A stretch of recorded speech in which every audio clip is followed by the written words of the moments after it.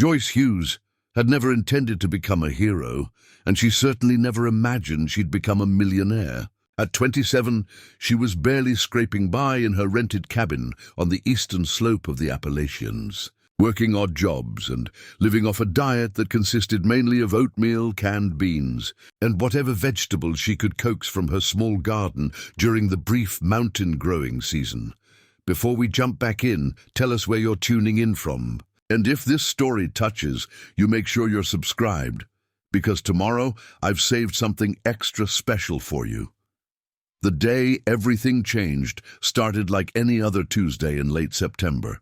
Joyce woke to the sound of rain drumming against her metal roof, a steady percussion that matched the dull ache behind her eyes from too little sleep and too much worry about next month's rent. She pulled on her worn flannel shirt, the red one with the patched elbows that had belonged to her father, and her work boots that were more duct tape than leather at this point. She had 3 hours before her shift at Murphy's Hardware in town, which gave her just enough time to check on the chickens, fix the fence post that had come loose in last week's storm, and maybe, if she was lucky, grab a cup of coffee at the diner before clocking in. The coffee at home had run out 2 days ago, and payday wasn't until Friday. The drive down the mountain was treacherous in the rain. Joyce's pickup truck, a 1987 Ford that she'd bought for $800 and a promise to help the previous owner move, groaned and shuddered over the washed-out logging road that served as her driveway. The windshield wipers made a rhythmic squeak thump that would have driven most people crazy, but Joyce had learned to find it almost meditative. She was halfway to town when she saw the signs. They were hastily made, just pieces of cardboard nailed to fence posts. But the words were clear enough. Livestock auction today, 10 a.m., Hartley Farm. Everything must go. Joyce knew the Hartley place. Everyone in 3 counties knew it. Old man Hartley had died 6 months ago, and his children, who'd all moved to cities and made lives far from the mountain, were selling everything. The house, the land, the equipment, and apparently the animals. She shouldn't have cared. She had her own problems. But something made her check the clock on her dashboard, 8:47 a.m., and then, almost without thinking about it, she turned left instead of right at the next fork in the road. The Hartley farm sat in a valley between 2 ridges, accessible only by a narrow dirt road that had turned to mud in the rain. By the time Joyce arrived, there were already a dozen trucks parked in the field that served as overflow parking, and she could hear the auctioneer's voice crackling over a PA system that had seen better days.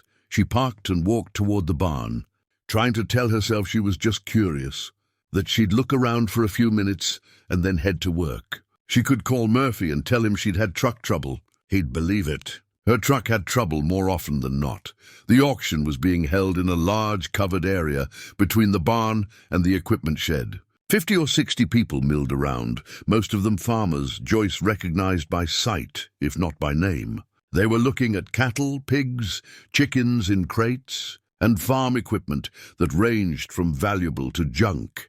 And then Joyce saw the donkey. He was standing alone in a small pen near the back, separated from the other animals. He was grey, or at least he had been once. Now he was covered in mud and what looked like years of neglect. His ribs showed through his matted coat, and one of his ears had a tear in it that had healed badly. But it was his eyes that stopped Joyce in her tracks. They were dark and intelligent and utterly resigned. This was an animal who had given up. "That's Hemingway," said a voice beside her.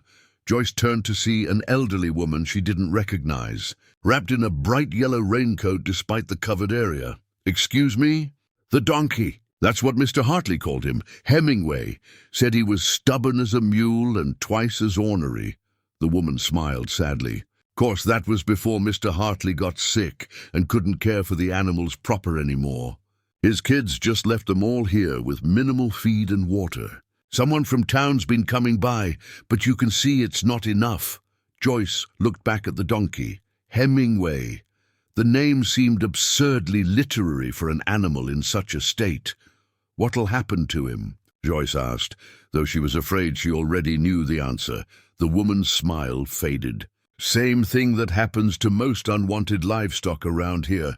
If nobody bids on him for work or breeding, he'll go to the slaughter buyer. That fellow in the brown jacket over there." She nodded toward a heavy-set man who was examining the cattle with the detached efficiency of someone who saw animals purely in terms of weight and price per pound. Joyce felt something twist in her chest. She'd grown up on a mountain farm. She understood the realities of livestock, the economics of rural life, the fact that not every animal could be saved. She wasn't sentimental about these things, but Hemingway's eyes haunted her. The auctioneer was working his way through the lots. Cattle went for reasonable prices to local farmers. Pigs sold quickly. Equipment moved in fits and starts, depending on its condition. And then, finally, they brought out Hemingway. The donkey walked with a pronounced limp, Joyce noticed. The handler, one of Hartley's grandsons, by the look of him, pulled roughly on the lead rope. And Hemingway followed with that same resigned expression. "Lot 17, the auctioneer announced without enthusiasm. "One donkey, male, approximately 15 years old. Needs work. Who'll give me $50? Silence. Joyce looked around. The farmers were all studying their boots or their phones. No one wanted a donkey, especially not one in such poor condition. $50. The auctioneer tried again. "How about 25? The man in the brown jacket shifted his weight and raised one finger lazily. 25 to the gentleman in brown, the auctioneer said, sounding relieved to get any bid at all. "Do I hear 30? Joyce knew what she should do. She should stay quiet. She should let the auction run its course. She should think about her rent, her truck, her empty coffee can, and the fact that she could barely afford to feed herself, let alone a donkey. Instead, she heard her own voice ring out across the covered area. $100. Every head turned. The auctioneer looked surprised. The man in the brown jacket looked annoyed, and Hemingway, for just a moment, lifted his head and looked directly at Joyce. 100 to the young lady in the flannel shirt, the auctioneer said, perking up. "Do I hear 125? The slaughter buyer studied Joyce for a long moment, then shook his head and turned away. She wasn't worth the trouble for a skinny donkey. 100 going once, going twice. Sold to the young lady for $100. The auctioneer's gavel came down, and just like that, Joyce Hughes became the owner of a donkey she couldn't afford, had no place to keep, and had no idea what to do with. She'd also just spent the money she'd set aside for rent. As she walked over to collect Hemingway, her hands shaking slightly as she counted out 5 $20 bills from her wallet, she tried to figure out what exactly she'd just done. The rational part of her brain was screaming that this was insane. The part of her that had looked into Hemingway's eyes was oddly calm. "You'll need to take him today," the grandson said, barely looking at her as he took the money and handed over the lead rope. "We're clearing everything out." Joyce nodded and took the rope. Hemingway's dark eyes met hers again, and she saw something flicker there, maybe confusion, maybe the faintest hint of hope. "Well, Hemingway," she said quietly, "I guess we're in this together now." She led him slowly to her truck, wondering how in the world she was going to explain this to Murphy, to her landlord, and to herself. She'd just spent her rent money on a donkey she'd named after a writer she'd never read, and she had absolutely no plan for what came next.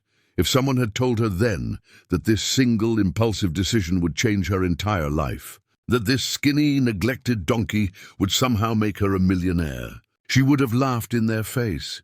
But sometimes the most important moments in life start with the smallest, most illogical choices. And Joyce Hughes, mountain woman and reluctant donkey owner, was about to discover just how true that was.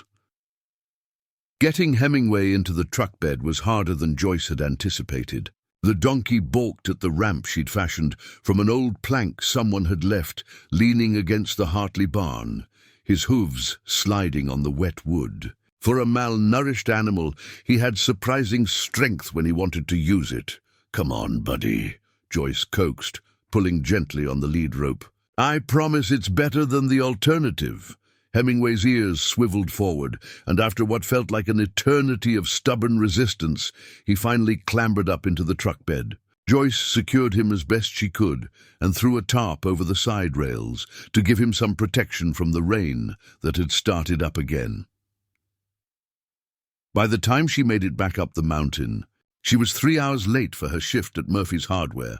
Soaking wet and had missed 4 calls from her boss, she pulled into her muddy driveway and sat in the truck for a moment, watching Hemingway through the rear window. The donkey stood perfectly still, rain dripping off the tarp, looking as uncertain about this arrangement as she felt. Her phone buzzed. Murphy. "Joyce, where the hell are you?" "I'm sorry, Murphy. I had an emergency." She went to bed that night in her cold cabin, wrapped in every blanket she owned, and dreamed of nothing at all. She had no idea how wrong she was. Dr. Palmer refused to charge her for the visit. "Your father helped me more times than I can count. This doesn't even begin to settle that debt. I'll check back in a week to see how he's healing. Telling and preparing this story took us a lot of time, so if you are enjoying it, subscribe to our channel. It means a lot to us. Now back to the story." After they left, Joyce spent the rest of the afternoon following Dr. Palmer's instructions, cleaning Hemingway's ear and administering the first dose of antibiotics mixed into his feed. The donkey tolerated all of it with patient dignity, as if he understood that these uncomfortable procedures were helping him. That evening, as Joyce was heating up another can of soup for dinner, Emma called. "Joyce, you're not going to believe this." "Believe what?" "The post about Hemingway. It's blowing up. Like really blowing up. I posted it 3 hours ago, and it already has 50,000 likes, and it's still climbing." Joyce nearly dropped her phone. 50,000? People are sharing it everywhere, the whole story, the auction, the slaughter buyer, you spending your rent money to save him. Someone found out you lost your job over it too. Joyce, people are calling you a hero. "I'm not a hero, I couldn't let him die." That's exactly what makes it resonate. "Hold on, I'm sending you the link." Joyce opened the link on her phone and stared at her screen in disbelief. There was Hemingway, his sad eyes staring into the camera, and Emma's caption, "Meet Hemingway." Yesterday he was hours away from slaughter. Today he's safe because a 27-year-old woman named Joyce Hughes spent her rent money and lost her job to save him. This is what real compassion looks like. The comments were overwhelming. Thousands of them. People from all over the country, all over the world, sharing the post, tagging friends, expressing outrage at Hemingway's condition and admiration for Joyce's choice. "This is crazy," Joyce whispered. "It gets crazier," Emma said. "People are asking how they can help. There are like 100 comments asking for a donation link or a GoFundMe or something." "A what?" "Joyce, have you never heard of crowdfunding? People want to donate money to help you take care of Hemingway. To help you, period." Joyce sat down heavily on her porch steps. This felt surreal, like it was happening to someone else. I don't know how to set that up." "I can help you, or actually my roommate can. She's really good at this stuff. Can I give her your number?" Yes. Okay. Yes." Within an hour, Emma's roommate, a marketing major named Priya, had called Joyce, set up a GoFundMe account, and written a description that was both heartfelt and compelling. She sent Joyce the link to approve before making it public. "The goal should be realistic but meaningful," Priya explained. "What do you actually need?" Joyce did some quick mental math. Rent for 2 months, feed for Hemingway, vet bills, basic supplies. Maybe $2,000. Let's make it 3, just to be safe. You'll have unexpected expenses. Nobody's going to donate $3,000 to a stranger, Priya laughed. "Joyce, you have no idea how this works, do you? Trust me. Post the link." Joyce posted it to her rarely used social media account, with shaking hands, adding a simple message. "Thank you all for the kind words about Hemingway. If you'd like to help with his care, this is how. But your support means everything already." Then she set down her phone, went outside to check on Hemingway one more time, and tried to process the bizarre turn her life had taken. The donkey was lying down in his shed, looking considerably more comfortable than he had the night before. When Joyce appeared in the doorway, he made that soft sighing sound again, and she could have sworn he looked almost content. "People are going crazy about you on the internet," she told him. "I don't really understand it, but apparently you're kind of famous now." Hemingway regarded her with those intelligent eyes, completely unbothered by his newfound celebrity status. Joyce's phone buzzed, then buzzed again and again. She pulled it out and saw notification after notification flooding her screen. The GoFundMe had gone live 5 minutes ago. It already had $847 in donations. She refreshed the page, certain there must be an error. 1,203s. She refreshed again. 1,580. "Oh my God," Joyce breathed. By the time she went to bed that night, the GoFundMe had raised $4,732 from 312 individual donors. People she'd never met from places she'd never been were sending money, sometimes $5, sometimes $50, sometimes more, to help her take care of a donkey. Joyce lay in bed, staring at the ceiling of her cold cabin, and felt tears slip down her temples into her hair. She'd spent the last year struggling, scraping by, feeling like she was barely surviving and certainly not thriving.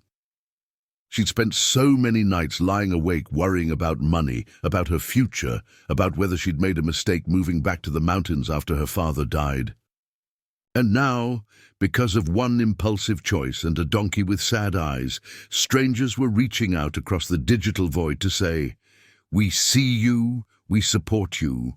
You're not alone." It was the most overwhelming feeling she'd ever experienced.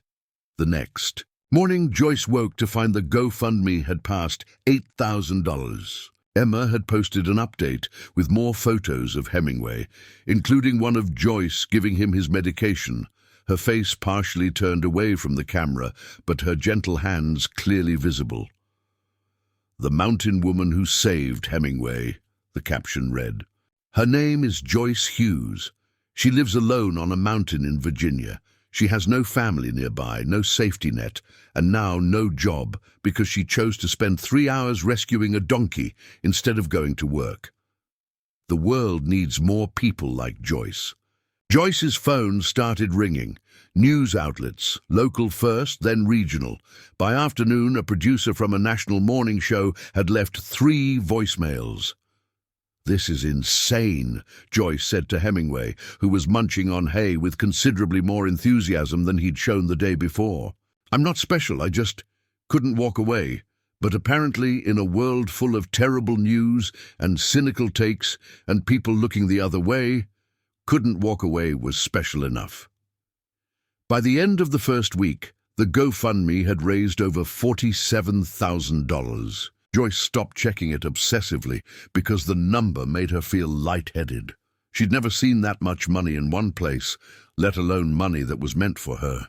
Emma and Priya helped her navigate the sudden attention. They screened interview requests, managed her social media accounts, which had exploded from 43 followers to over 200,000, and made sure nobody was trying to scam her or exploit the situation.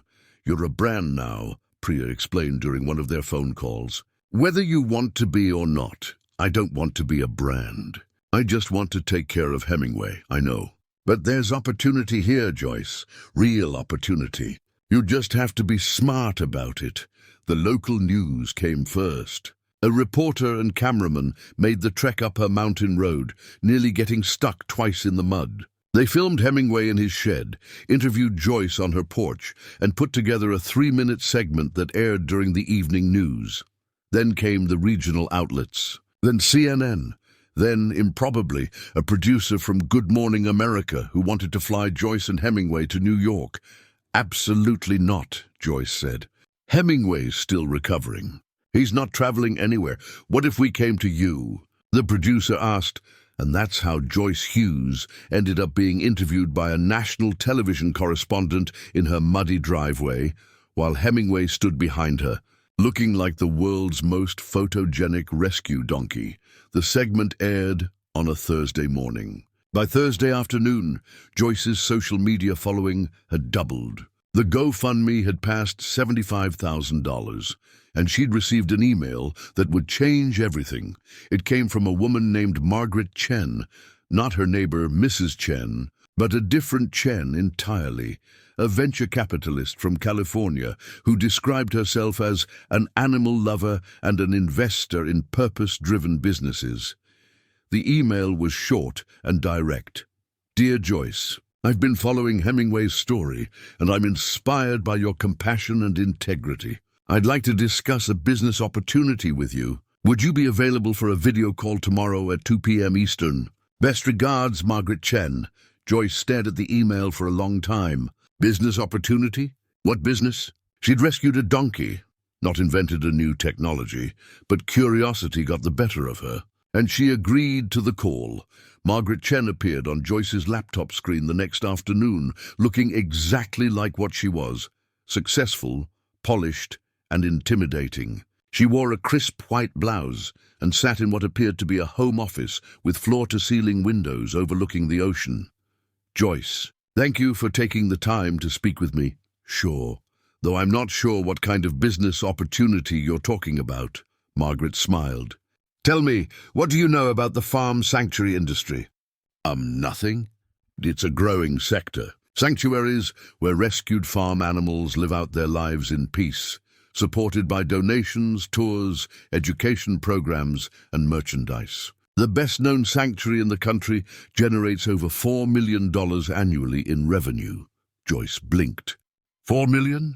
Your story has touched millions of people, Joyce. You've built something precious, an authentic connection with an audience that cares deeply about animal welfare. Right now you have one donkey in a shed. But what if you had a sanctuary? What if Hemingway was just the first of many animals you saved?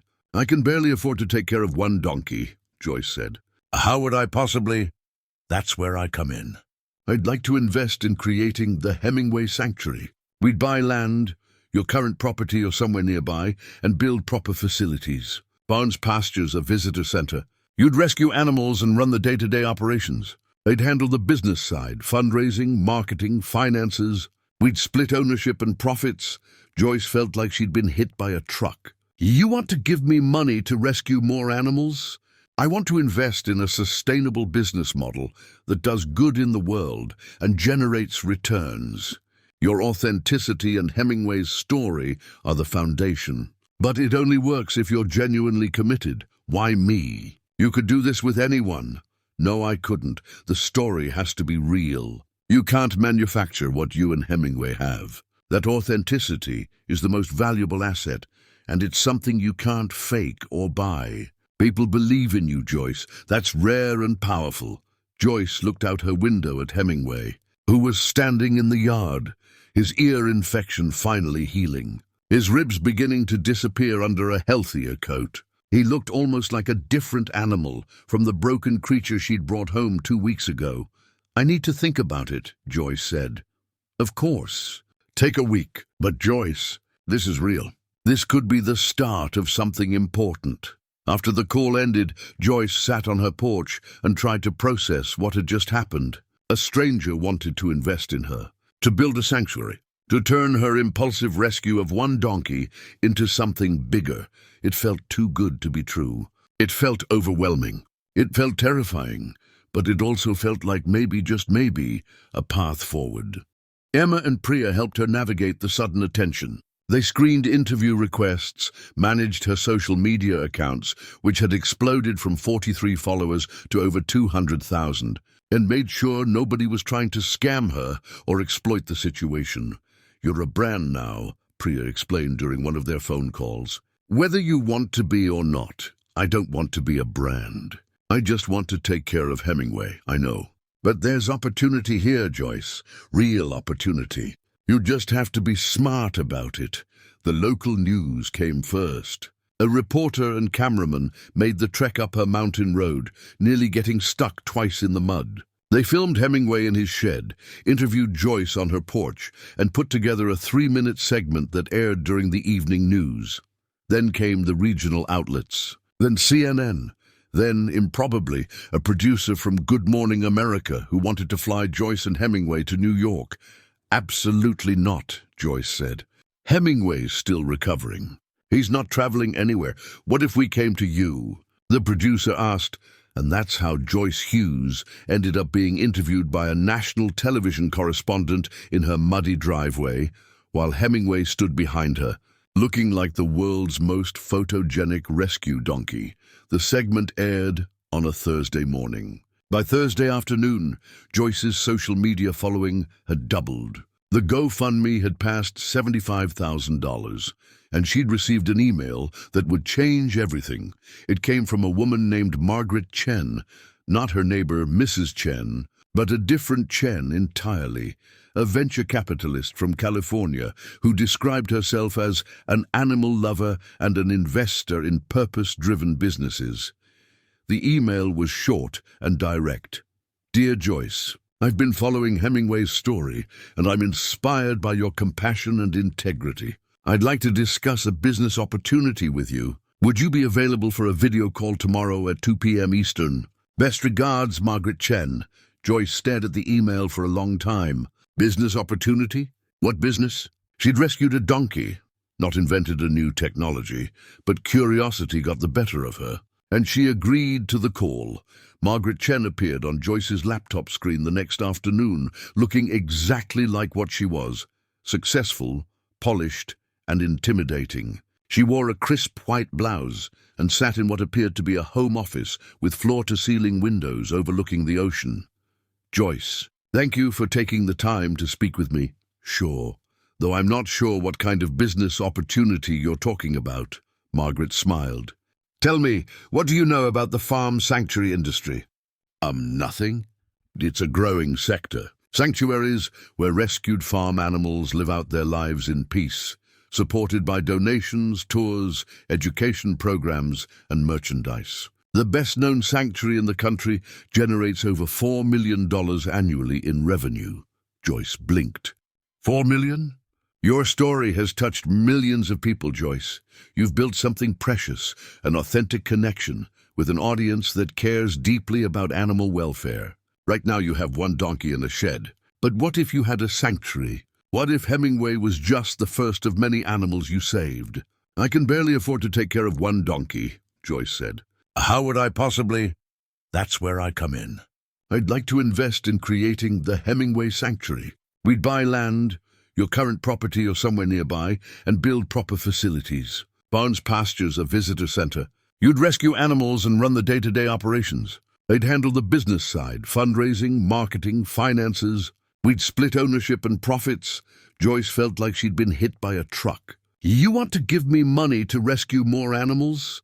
I want to invest in a sustainable business model that does good in the world and generates returns. Your authenticity and Hemingway's story are the foundation. But it only works if you're genuinely committed. Why me? You could do this with anyone. No, I couldn't. The story has to be real. You can't manufacture what you and Hemingway have. That authenticity is the most valuable asset, and it's something you can't fake or buy. People believe in you, Joyce. That's rare and powerful. Joyce looked out her window at Hemingway, who was standing in the yard, his ear infection finally healing, his ribs beginning to disappear under a healthier coat. He looked almost like a different animal from the broken creature she'd brought home 2 weeks ago. I need to think about it, Joyce said. Of course. Take a week. But Joyce, this is real. This could be the start of something important. After the call ended, Joyce sat on her porch and tried to process what had just happened. A stranger wanted to invest in her, to build a sanctuary, to turn her impulsive rescue of one donkey into something bigger. It felt too good to be true. It felt overwhelming. It felt terrifying, but it also felt like maybe, just maybe, a path forward. She called Emma, who screamed so loudly that Joyce had to hold the phone away from her ear. This is amazing! This is exactly what should happen, is it? I don't know anything about running a business. I don't know anything about sanctuaries. You know about caring for animals. You know about doing the right thing, even when it's hard. That's literally all you need. The rest you can learn. Joyce called Priya next, who was more cautious but ultimately encouraging. I'd want to see the actual terms of the investment, obviously. And you'd need a lawyer to review any contract. But Margaret Chen is legitimate. I looked her up. She's invested in a dozen successful companies, mostly in the ethical and sustainable space. This could work, Joyce. Finally, Joyce called her mother. What does your gut tell you? Her mother asked. Joyce looked at Hemingway again. The donkey was watching her with those intelligent eyes, the same eyes that had stopped her in her tracks at the auction. My gut says that 2 weeks ago I was broken, desperate, and about to be evicted. And today I have $75,000 that strangers gave me because they believed in something I did. My gut says that maybe this is happening for a reason. Then trust it, her mother said. Your father always said that when the universe opens a door, you walk through it, even if you're scared, especially if you're scared. That night, Joyce drafted an email to Margaret Chen. I'm interested. Let's talk specifics. She hit send before she could second-guess herself, then went outside to check on Hemingway one last time before bed. The donkey nickered softly when he saw her, and Joyce scratched his nose the way he'd come to enjoy. You know what you've done, don't you? She said softly. You've turned my whole life upside down. 2 weeks ago I was nobody. Now I'm about to... I don't even know what I'm about to do. Hemingway just looked at her with those eyes full of ancient wisdom and pushed his nose into her hand, asking for more scratches. All right, Joyce said, more to herself than to the donkey. Let's see where this goes. She had no idea that in 6 months she'd be standing on 40 acres of land with 3 barns, a dozen rescued animals, and a waiting list of people wanting to visit. She had no idea that Hemingway would become one of the most recognized animals on the internet, or that her sanctuary would generate over $1 million in its first year. All she knew was that she'd made a choice at an auction, and that choice had set something in motion that she couldn't stop even if she wanted to. Sometimes the smallest decisions create the biggest ripples. Joyce was learning that lesson in real time, 1 day at a time, 1 donkey at a time, and it was only just beginning. The negotiations took 3 weeks. Margaret Chen sent contracts. Joyce hired a lawyer with some of the GoFundMe money, and they went back and forth on terms until they had something that felt fair to both parties. Margaret would invest $500,000 to purchase land and build initial facilities. Joyce would contribute her story, her growing social media presence, and her labor. They'd split ownership 60-40, with Joyce holding the majority stake. You're the face and the heart, Margaret explained during one of their many video calls. I'm just the infrastructure. You should have controlling interest. The legal documents were signed on a Tuesday in November, and by Friday they'd closed on a 40-acre property 20 minutes down the mountain from Joyce's cabin. It had rolling pastures, a creek, an old farmhouse that needed work, and a barn that needed even more work. But it had good bones and incredible views, and the moment Joyce walked the property, she knew it was right. Hemingway's going to love it here, she said. Standing in the middle of what would become the main pasture, Emma, who'd become something of a de facto social media manager and friend, was recording video on her phone. Can I post this? Everyone's going to want to see it. Sure, Joyce said. She was getting used to sharing her life with strangers, though it still felt strange. The post went live that evening. This is it.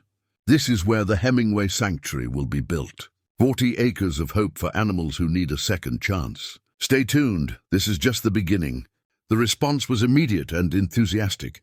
Thousands of comments rolled in offering support, asking when they could visit, sharing their own rescue stories. Several people even offered to volunteer with construction. Margaret took them up on it. Why pay full price for labor when you have an army of people who want to help? She said pragmatically. We'll hire professionals for the critical stuff, electrical, plumbing, structural work. But for painting, basic construction, landscaping, let them help. It builds community investment, so that's what they did. Margaret hired a project manager named Tom, a retired contractor who'd built half the commercial buildings in the county. Tom coordinated volunteers, supervised construction, and somehow managed to keep the whole chaotic enterprise on schedule. Joyce moved into the old farmhouse in December, even though it was barely habitable. The heat worked intermittently. Half the windows needed replacing, and the kitchen was from approximately 1973. But it was hers, or at least partially hers, and it was part of the sanctuary. Hemingway moved into the newly renovated barn, which was considerably nicer than any place Joyce had ever lived. He had a large stall with fresh bedding, access to a heated water trough, and a paddock where he could wander during the day. Dr. Palmer had declared him fully recovered, though the old scars would always be there. "He looks happy," Dr. Palmer said during one of his checkups. "You've done good work, Joyce." By January, the main barn was finished, 2 smaller shelters were built, and the pastures were fenced. The sanctuary was ready for more animals. Joyce's first call was to animal control in 3 counties, letting them know she could take in farm animals that needed homes. The response was overwhelming. Apparently, unwanted livestock were everywhere, and people who actually wanted to provide sanctuary rather than just cheap labor or meat were rare. The second rescue came on a frozen morning in mid-January. Animal control called about 3 goats that had been abandoned when their owner was evicted. Joyce and Emma drove out to collect them in the sanctuary's new livestock trailer, purchased used but functional. The goats were 2 females and a male, all pygmies, all terrified. They huddled together in the back of the trailer, making pitiful bleating sounds. "It's okay," Joyce said softly. "You're safe now. You're going to love your new home."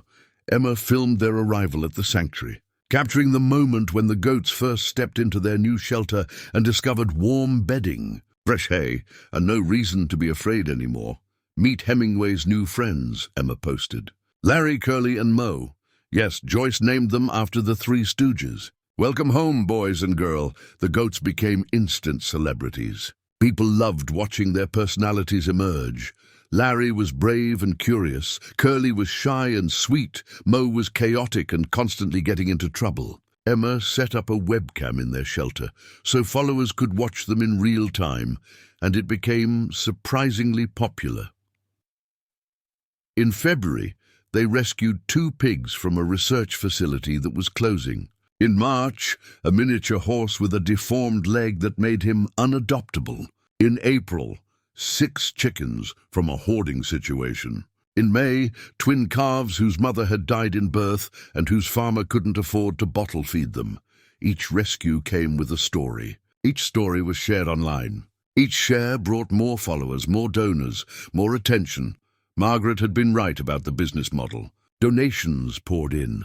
Not just one-time gifts, but monthly subscriptions from people who wanted to support the sanctuary long-term. They set up a gift shop on the website selling T-shirts, mugs, and artwork featuring the animals. The merchandise alone brought in $15,000 in the first month, but the real money came from visits. Tom had built a small visitor center with educational displays about farm animal welfare, a gift shop and a viewing area. Joyce initially worried that nobody would want to drive to rural Virginia to see rescued animals. But she'd underestimated the power of Hemingway's story. People came. Families drove from neighboring states. School groups booked educational tours. Couples came for the meet and greet with Hemingway experience that Joyce had reluctantly agreed to offer. She charged $20 per person for general admission, $50 for the Hemingway experience. Margaret had argued for higher prices, but Joyce felt uncomfortable charging more. "You're providing a service and running a business," Margaret reminded her. "You're also creating jobs and saving animals. That's worth something." By summer, they were hosting over 200 visitors per week. Joyce hired staff. Emma came on full-time as social media manager and tour coordinator. Tom stayed on as facilities manager, and they brought in 3 more full-time animal care workers and a part-time veterinary technician. The sanctuary was no longer just Joyce and a donkey. It was a legitimate operation with payroll, insurance, permits, and responsibilities. Some days, Joyce missed the simplicity of those first weeks with just her and Hemingway in that little shed. But then she'd see a child's face light up when they met Mo, the troublemaker goat. or read an email from someone who'd been inspired to adopt a rescue animal after visiting the sanctuary. And she'd remember why they were doing this. In August, they had their first major media feature. National Geographic sent a photographer and writer to spend a week documenting the sanctuary. The resulting article, titled "The Donkey That Changed Everything," was 12 pages long and featured stunning photos of all the animals, the landscape, and Joyce going about her daily work. The photographer had caught her in an unguarded moment, sitting in the pasture with Hemingway's head resting on her shoulder, both of them silhouetted against a sunset. That image became iconic. It was shared millions of times, printed on posters, and even turned into a mural in downtown Richmond. Joyce tried not to think too much about being the face of something bigger than herself. She just focused on the work, feeding animals, mucking stalls, doing paperwork, planning rescues, hosting visitors, and making sure every animal in her care was healthy and happy. But she couldn't ignore the numbers. By September, the sanctuary had 35 animals, 12 employees, over 1 million social media followers, and had raised $1.2 million in donations since opening. The gift shop was profitable. The tours were booked solid through November. Margaret called it exceeding projections. Joyce called it completely overwhelming. "You should be proud," Margaret said during one of their monthly check-ins. "You've built something remarkable." "We built something remarkable," Joyce corrected. "I couldn't have done any of this without you, or Emma, or Tom, or—" "But it started with you," Margaret interrupted gently. "It started with you seeing an animal that needed help and refusing to look away. That's the foundation of everything else." That night, Joyce walked out to the main pasture where Hemingway spent his evenings. The donkey was 18 months into his recovery now, healthy and strong, his coat glossy, his eyes bright. He trotted over when he saw her, nickering in greeting. "You know what today is?" Joyce asked, scratching behind his ears. "1 year ago today, I bought you at that auction. 1 year ago, I spent my rent money and lost my job and thought I'd made the biggest mistake of my life." Hemingway pushed his nose against her chest. His favorite way of asking for attention. "Turns out it wasn't a mistake at all," Joyce continued softly. "Turns out it was the best decision I ever made. You saved me as much as I saved you, buddy. Maybe more." The sun was setting behind the mountains, painting everything in shades of gold and amber. From the barn, Joyce could hear the goats settling in for the night, the pigs snuffling in their shelter, the chickens roosting. All these lives that were safe because of a choice she'd made, a chance she'd taken, a door she'd walked through even though she was terrified. Her phone buzzed. A text from Margaret. "Board meeting next week. Need to discuss expansion plans and year 2 projections. This is going to be even bigger than we thought." Joyce looked at Hemingway, who was watching her with those eyes that had started everything. "Bigger," she said aloud. "I'm not sure I'm ready for bigger, but ready or not, bigger was coming." The Hemingway Sanctuary had become something beyond her wildest imagination, and they were only just getting started. November brought the first snow, and with it, a decision that would change everything again. Joyce was in the barn doing the morning feeding when Emma came running in. Phone in hand, face flushed with excitement. "Joyce, you have to see this." "See what?" "I'm kind of in the middle of forget the feeding for 1 second. Look." Emma thrust her phone into Joyce's face. On the screen was a video, one of their own videos, actually, from the webcam in Hemingway's stall. But it had been reposted by someone with millions of followers and had gone absolutely viral. The video showed Hemingway doing something Joyce had noticed him doing lately, but hadn't thought much about. Carefully positioning himself next to the goats when they were sleeping, creating a windbreak with his body to keep them warm. In this particular clip, all 3 goats were nestled against him, and Hemingway had his head down, one ear swiveled toward them as if he was standing guard. The caption read, "This is Hemingway, a rescue donkey who was saved from slaughter. Now he protects the other rescue animals like they're his family. We don't deserve animals?" It had 43 million views. Joyce stared at the number, certain it must be wrong. 43 million. And climbing. Joyce, this is huge. This is bigger than the National Geographic article. This is bigger than anything we've done.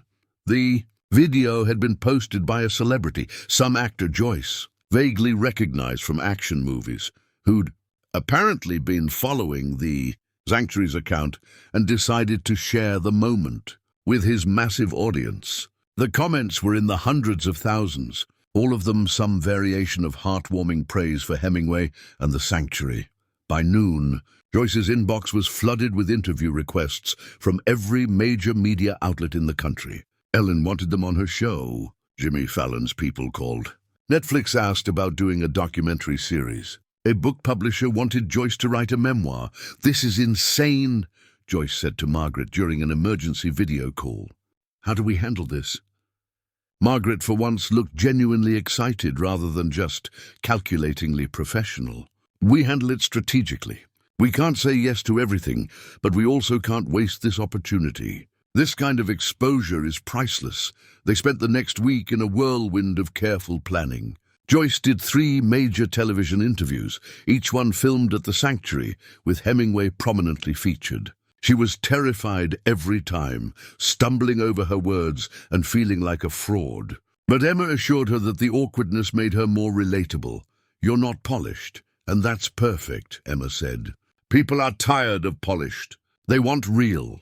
The Netflix documentary was greenlit with astonishing speed.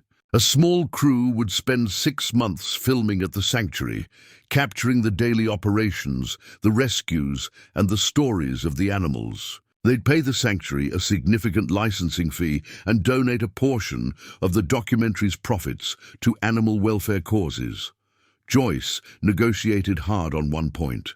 The documentary would focus on all the animals, not just Hemingway. "He's the face, but he's not the only story here," she insisted. "Every animal here has a story worth telling." The book deal was harder to navigate. Joyce wasn't a writer, and the idea of telling her life story felt impossibly vulnerable. But the publisher was persistent, and they eventually agreed on a compromise. Joyce would work with a ghostwriter who would spend 3 months at the Sanctuary, conducting interviews and observing daily life. The book would be part memoir, part animal rescue guide, part business story.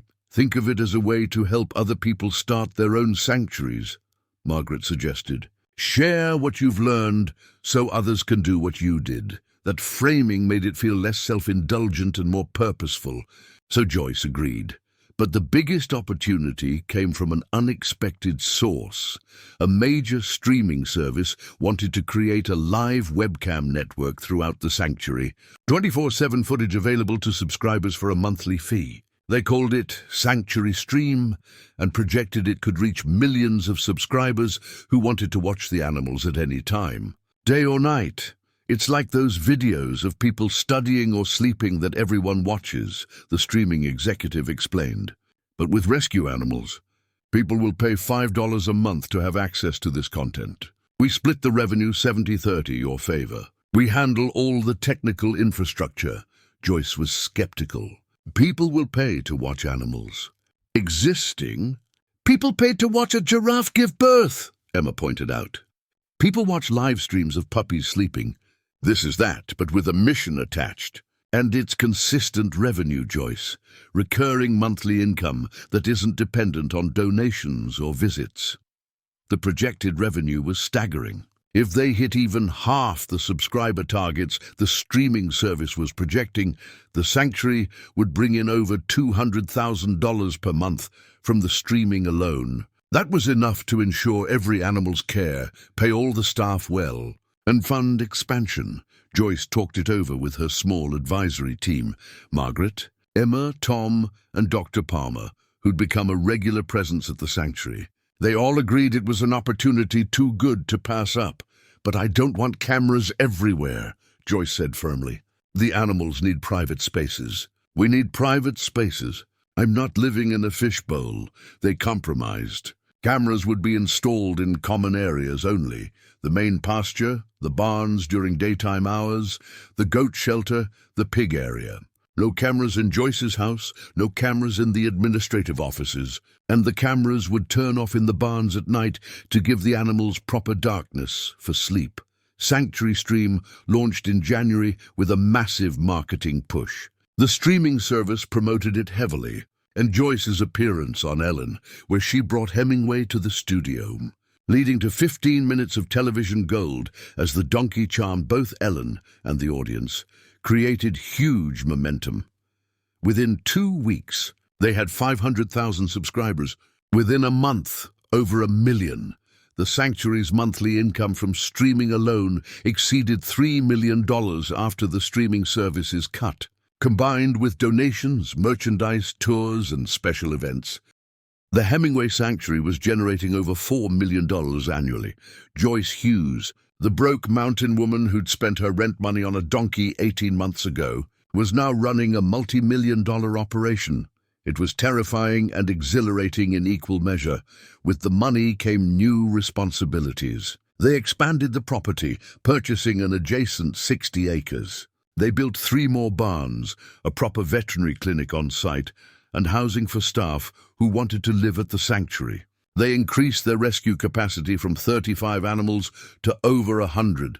Joyce hired a full-time veterinarian, 2 more animal care workers, an education coordinator to run school programs, and an events manager to handle the growing demand for weddings, corporate retreats, and other gatherings that people wanted to host at the sanctuary. "You're a businesswoman now," Margaret said with obvious pride during one of their meetings. A very successful businesswoman. Joyce still didn't feel like a businesswoman. She felt like someone who'd stumbled into something enormous and was just trying not to screw it up. But she couldn't deny the numbers. The sanctuary had gone from a dream to a reality, to a phenomenon, and it showed no signs of slowing down. The documentary premiered that fall to massive critical acclaim. Hemingway's Mountain told the story of the sanctuary's first year, following Joyce and the team through rescues, challenges, victories, and the daily work of caring for vulnerable animals. The final scene showed Joyce in the pasture at sunset with Hemingway, almost exactly mirroring that famous National Geographic photo, as she reflected on how one choice had changed everything. The documentary was nominated for an Emmy. It won. Joyce wore a dress she'd bought specifically for the ceremony, feeling completely out of place among celebrities and industry professionals. But when they called her name and she walked up to accept the award, she looked out at the audience and thought about Hemingway standing in that auction pen, about to be sold for slaughter. "This isn't really about me," she said into the microphone, her voice shaking slightly. "It's about choosing compassion even when it's inconvenient. It's about looking at suffering and deciding you won't walk away. And it's about what can happen when you make that choice, how it ripples out in ways you never expected. Thank you to everyone who believed in Hemingway and in what we're building. This is for every person who's ever rescued an animal, and for every animal waiting to be rescued." The applause was thunderous. Back at the sanctuary, Emma had set up a watch party for the staff. When Joyce's acceptance speech played, everyone cheered. Hemingway, who'd been brought into the visitor center for the occasion, looked mildly confused by all the noise but accepted the treats and attention with his usual dignified patience. "You're famous." "Buddy," Tom said, scratching the donkey's ears. "How does it feel?" Hemingway just blinked his dark eyes and went back to munching hay, completely unconcerned with Emmy awards or streaming subscriptions or the fact that he'd become one of the most recognized animals in the world. That night, after everyone had gone home and the celebration was over, Joyce walked out to the main pasture. It was a clear night, cold and crisp, with stars scattered across the sky like diamonds. Hemingway was in his favorite spot under the oak tree, and he nickered softly when he saw her approach. "Hey, pal," Joyce said, settling down on the ground next to him. "Quite a journey we've been on, huh?" The donkey lowered his head and rested it on her shoulder, the way he always did when she was upset or stressed or just needed comfort. It was a gesture of trust and affection that never failed to move her. "I keep thinking about that day at the auction," Joyce continued, her voice barely above a whisper. "I was so scared, so broke, so convinced I was making the biggest mistake of my life. And now look at us, Emmy winners. Millionaires, technically, though that still doesn't feel real. Running a sanctuary that saves hundreds of animals. It's like a fairy tale, except fairy tales don't usually involve this much poop scooping. Hemingway made a soft sound that might have been agreement. The thing is, Joyce said, none of this feels like success to me. The money's nice, don't get me wrong.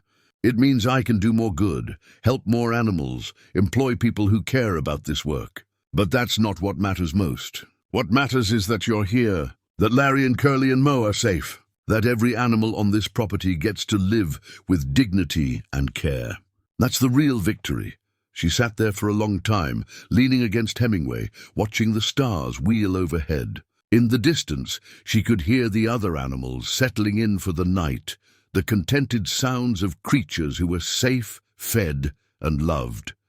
Tomorrow would bring new challenges, more rescues waiting, more business decisions, more media requests, more people wanting a piece of the miracle that was the Hemingway sanctuary.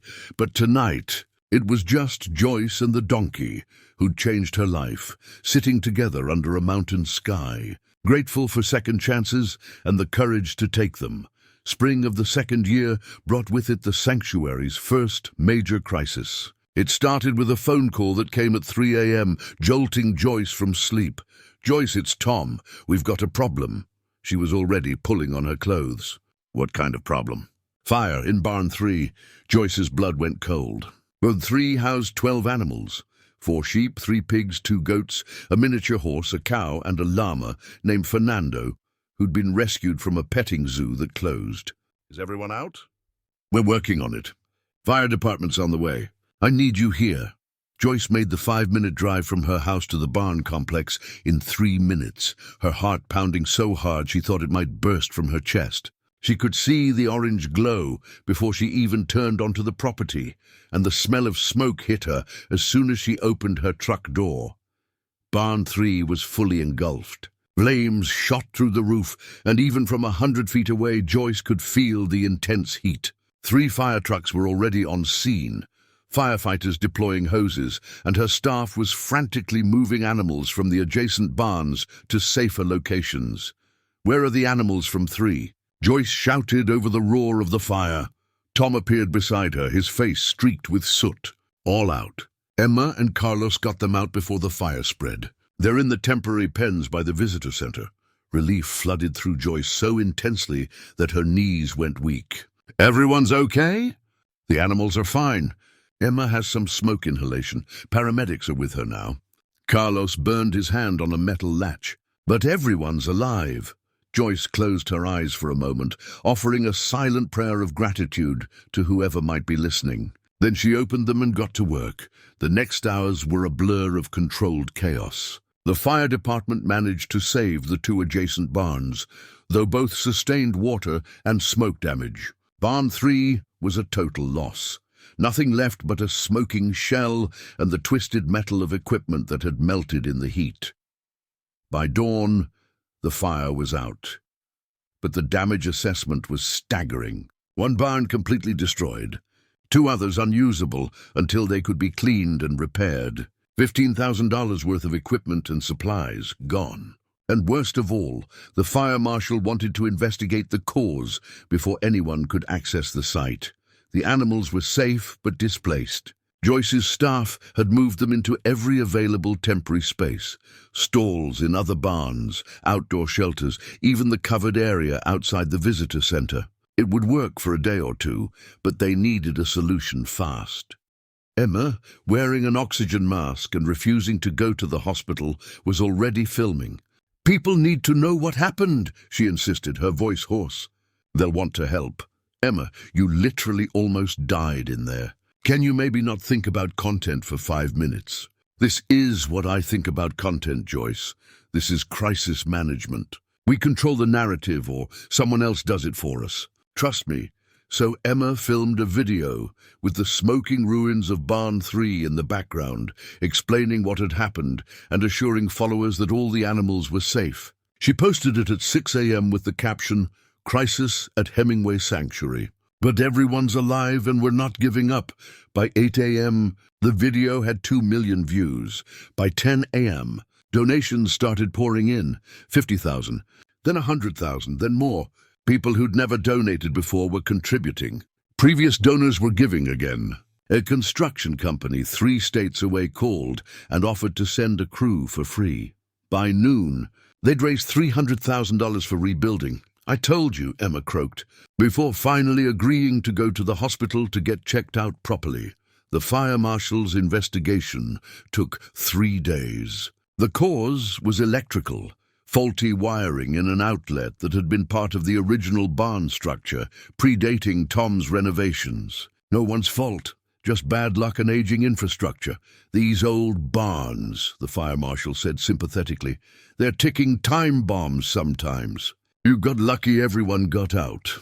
Lucky. Joyce supposed that was one way to look at it. Though standing in the ruins of the barn, looking at the charred remains of everything they'd built, lucky felt like a stretch, but Tom was already making plans. "We rebuild, better than before, up to modern code, with proper fire suppression systems, better electrical. This won't happen again." The construction company that had called, a large firm called Riverside Construction, sent their crew as promised. Their CEO, a woman named Sandra Liu, came personally to oversee the initial assessment. "My daughter has been obsessed with this place for a year," Sandra explained to Joyce. "She watches the live stream every night before bed. When she heard about the fire, she cried. She made me promise we'd help." "How old is your daughter?" 7. "She wants to be a veterinarian when she grows up. Because of you. Because of what you've built here." Joyce felt emotion catch in her throat. She'd gotten used to the numbers. Millions of views, hundreds of thousands of followers, impressive revenue figures. But hearing about a 7-year-old girl who was inspired by their work brought it all back to what really mattered. "Tell your daughter thank you," Joyce said, "and tell her that she can absolutely be a veterinarian. The world needs more people who care about animals." Sandra smiled. "Tell her yourself. I'm bringing her to visit when the barn's rebuilt. She's already started saving her allowance to donate." Riverside Construction worked fast. Within a week, they'd cleared the debris and poured new foundations. Within 2 weeks, the frame was up. Within a month, Barn 3 was rebuilt, larger, safer, and better than the original. The new barn had state-of-the-art fire suppression, backup power systems, climate control, and individual climate-controlled stalls for animals with special needs. It was the most advanced agricultural building in the county, and it became a model that other sanctuaries began to emulate. But the real gift came during the rebuilding process itself. Emma had continued documenting everything, and the ongoing story of recovery resonated deeply with followers. The Sanctuary's subscriber count on Sanctuary Stream jumped by another 500,000. Donations for the year would eventually exceed $6 million, and the crisis had, paradoxically, strengthened the community around Hemingway Sanctuary. "This is what happens when you build something real," Margaret said during a video call after the barn was finished. "People don't just want to watch success. They want to be part of the struggle and the recovery. You let them in, Joyce. You let them see the vulnerability. That's powerful." Joyce was learning that leadership wasn't just about the victories. It was about how you handled the disasters. It was about keeping your team together when everything felt like it was falling apart. It was about making hard decisions while exhausted and scared and uncertain. Through it all, Hemingway had been a steady presence. The night of the fire, he'd watched the chaos with alert eyes from the safety of his pasture. In the days after, he seemed to sense the stress, staying close to Joyce whenever she came outside, offering his quiet company. "You always know when I need you, don't you?" Joyce said one evening, leaning against the donkey in their favorite spot under the oak tree. Hemingway just rested his head against her shoulder. As solid and reliable as the mountains around them, the crisis taught Joyce important lessons. They increased insurance coverage on all buildings. They installed fire suppression systems in every structure. They created emergency evacuation plans and did regular drills with staff. They built a reserve fund, 6 months of operating expenses that couldn't be touched except in genuine emergencies. "We got lucky this time," Joyce told her team during a meeting after everything was resolved. "We can't count on luck again. We prepare, we plan, and we make sure we're ready for whatever comes next."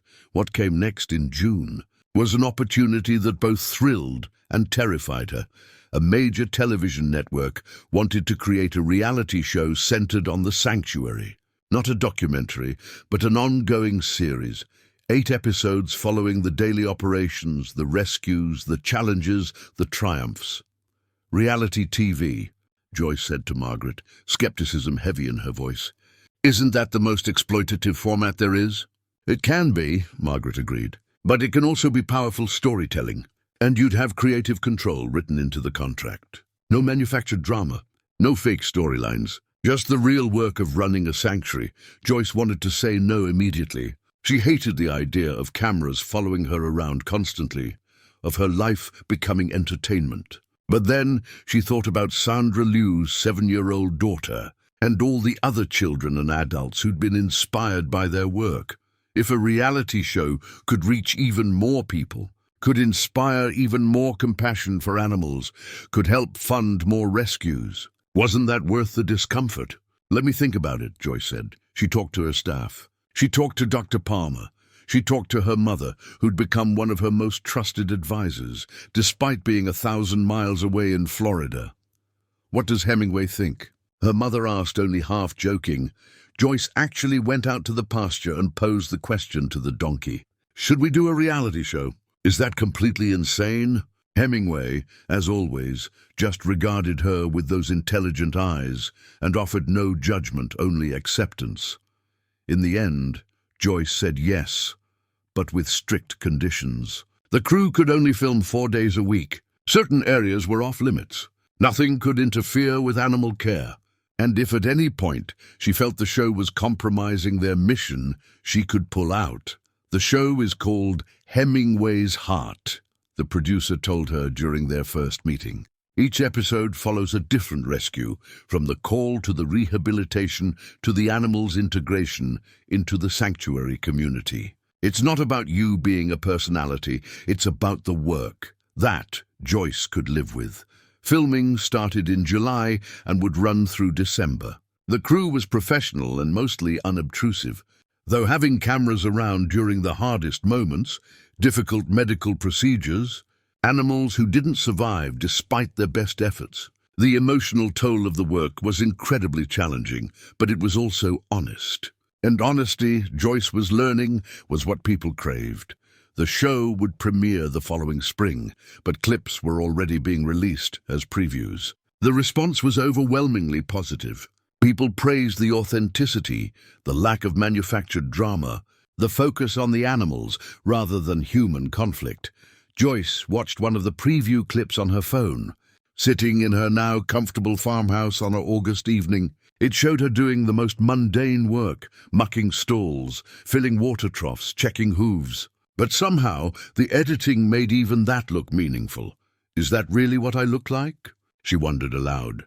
"You look like someone who found their purpose," Emma said. She'd recovered fully from the fire and was back to managing their social media empire with her characteristic energy.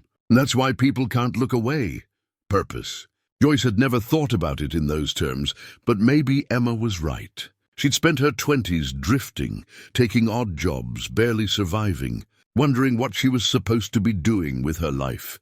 And then Hemingway had looked at her with those eyes, and suddenly everything had clicked into place. By the fall of the second year, the Hemingway Sanctuary was operating at maximum capacity. They had 97 animals, 12 full-time staff, and were turning away rescue requests almost daily because they simply didn't have the space. "We need to expand," Tom said during a team meeting. "Or we need to stop taking calls from animal control. We can't keep saying no to animals that need help." Joyce knew he was right, but the idea of expanding again felt overwhelming. They'd already grown so much faster than she'd ever imagined. How much bigger could they get and still maintain the quality of care that made them special? Margaret had thoughts on this, as she always did.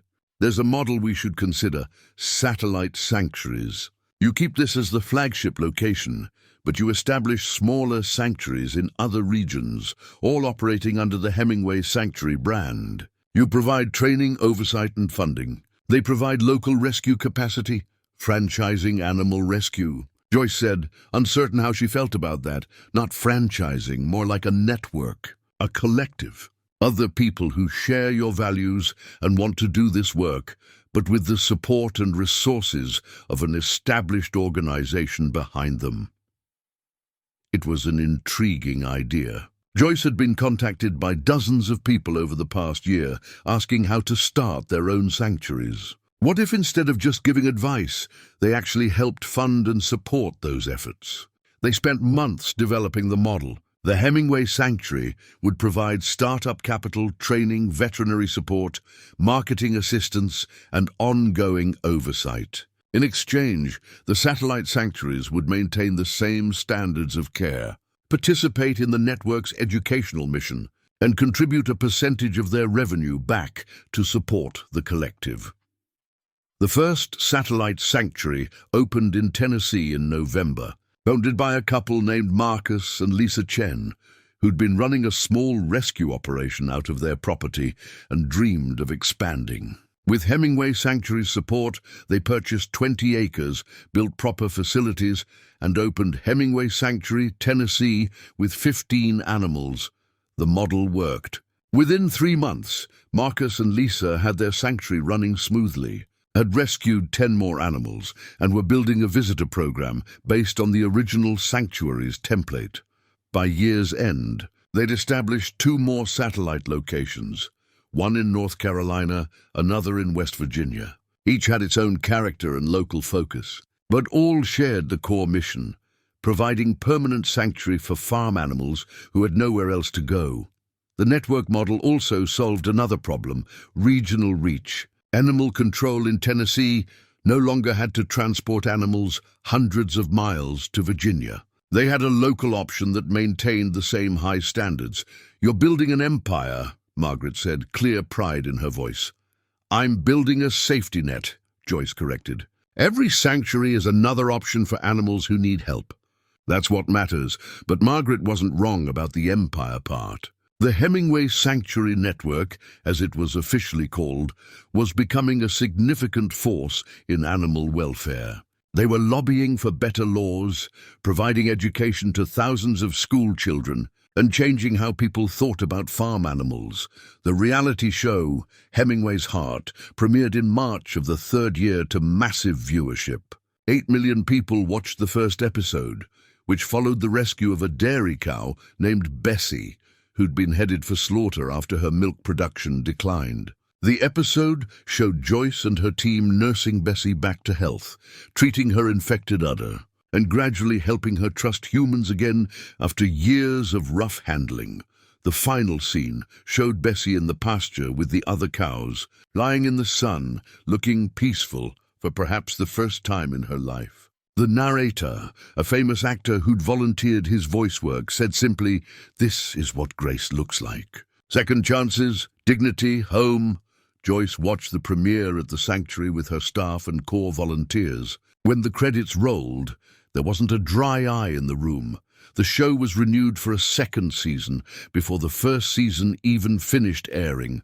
More importantly, the show's impact on animal welfare awareness was measurable. Calls to other sanctuaries increased. Donations to animal welfare organizations spiked. Several states introduced legislation to improve conditions for farm animals. Citing the show as inspiration, Joyce did interviews about the show's impact, always trying to redirect attention from herself to the broader issues. "This isn't about me being on TV," she insisted during one particularly frustrating interview where the host kept asking about her personal life rather than the animals. "This is about people seeing these animals as individuals with personalities and preferences and the capacity to suffer. That's the only story that matters." But being the face of something bigger than herself was exhausting. Joyce found herself pulled in a dozen directions: media requests, expansion planning, fundraising meetings, staff management, and oh yes, the actual work of caring for animals that had brought her to this in the first place. She was burning out. And everyone could see it. Dr. Palmer pulled her aside one day after a routine vet check. "You're running yourself into the ground, Joyce. When's the last time you took a day off?" "I don't need—" "That's not what I asked. When?" Joyce tried to remember and couldn't. "I don't know." "A while. You're no good to these animals if you collapse from exhaustion. Delegate more. Trust your team. Take breaks." "That's not a suggestion." Emma said essentially the same thing, more bluntly. "You look like hell. Take a vacation or I'm staging an intervention." Even Hemingway seemed to sense something was off. He'd taken to following Joyce around more, staying close, as if worried about her. Finally, Margaret put her foot down. "You're taking 2 weeks off, non-negotiable. The sanctuary will be fine. Your team is more than capable. Go somewhere with no internet and no phone service and no animals that need rescuing. Just rest," Joyce protested, but everyone ganged up on her. Tom took over daily operations. Emma managed communications. The satellite sanctuaries were running smoothly. There was literally no reason she couldn't step away for 2 weeks, except that stepping away felt like abandonment.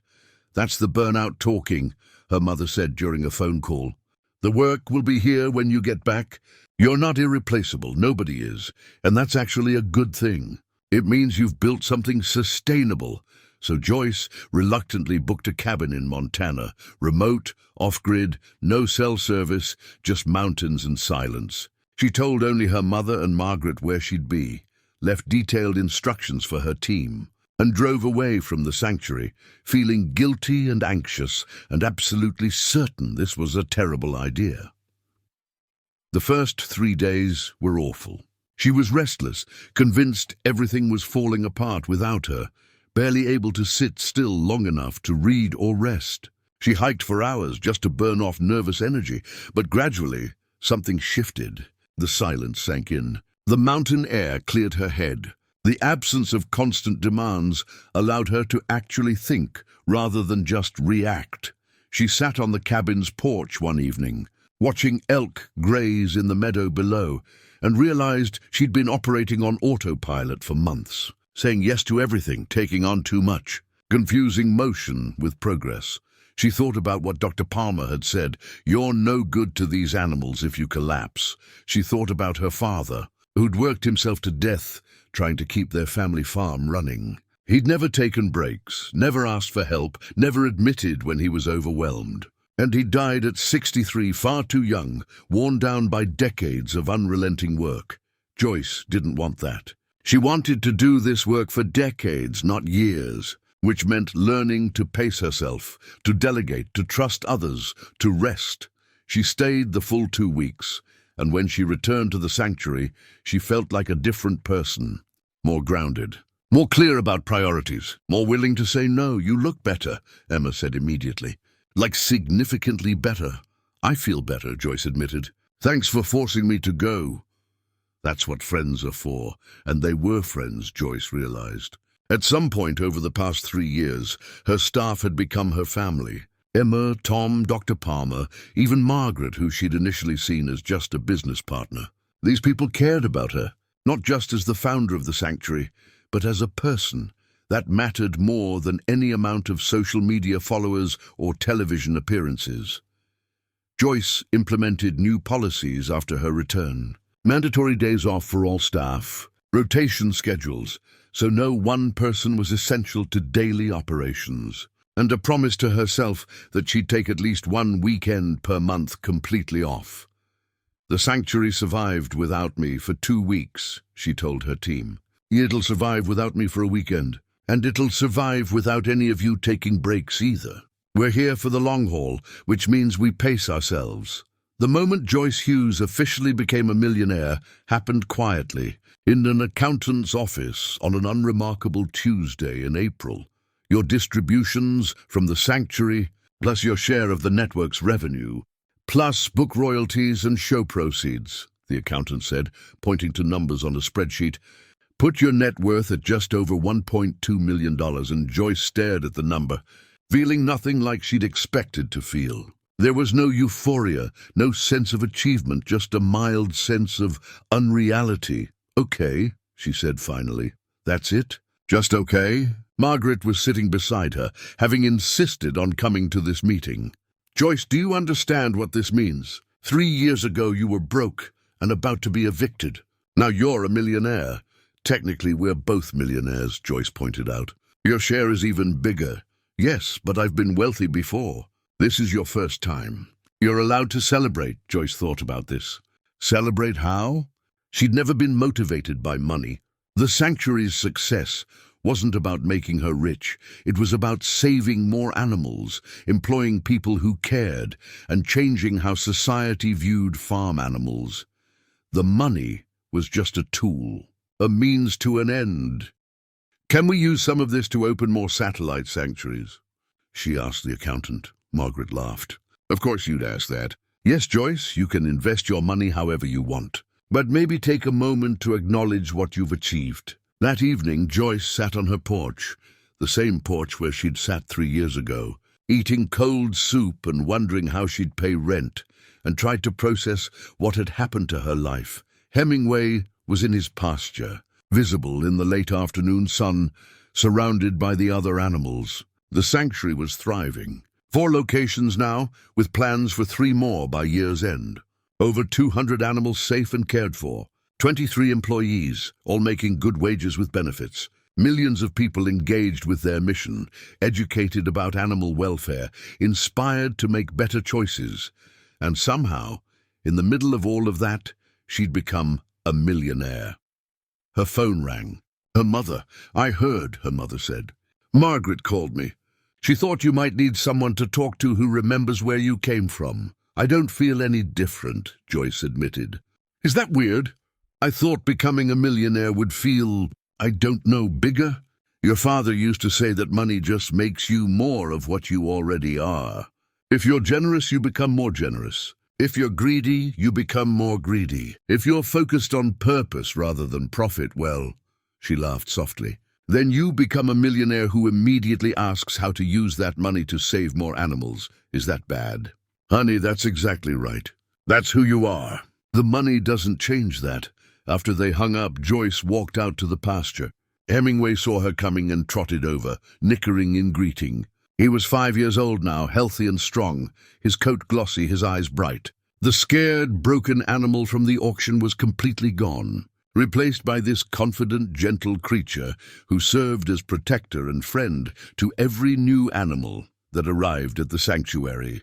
"Hey, pal," Joyce said, scratching behind his ears. "Guess what? We're millionaires, technically. Does that mean you get premium hay now?"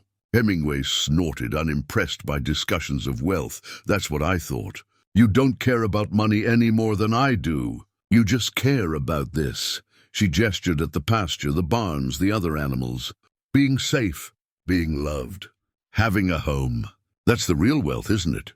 The donkey pushed his nose against her chest, his favorite gesture of affection, and Joyce felt tears prick her eyes. Not because of the money, but because of what the money represented. Proof that doing the right thing, even when it seemed foolish, even when it cost everything you had, could somehow lead to more abundance than you'd ever imagined. The book came out that summer. Hemingway's Heart, How One Donkey Changed Everything, debuted at number 3 on the New York Times bestseller list and stayed in the top 10 for 16 weeks. Joyce did a book tour, signing copies and talking about the sanctuary's mission in bookstores across the country. At every stop, people shared their own stories of animal rescue, of compassion, of choosing kindness over convenience. An elderly woman in Seattle told Joyce that she'd started volunteering at a local shelter after watching the show. A teenage boy in Atlanta said he'd decided to become a veterinarian because of Hemingway. A young couple in Boston had adopted 3 rescue dogs and were fostering 2 more. "This is the real success," Joyce told Emma during a phone call from the road. "Not the book sales or the money. The fact that people are being inspired to act with compassion. That's what matters." The book's success led to speaking engagements. Universities wanted her to talk about social entrepreneurship and building purpose-driven businesses. Animal welfare conferences invited her to keynote. TEDx asked her to do a talk about the intersection of compassion and capitalism. Joyce said yes to the ones that felt aligned with the mission and no to everything else. She was getting better at setting boundaries, at protecting her time and energy, at remembering that she couldn't do everything.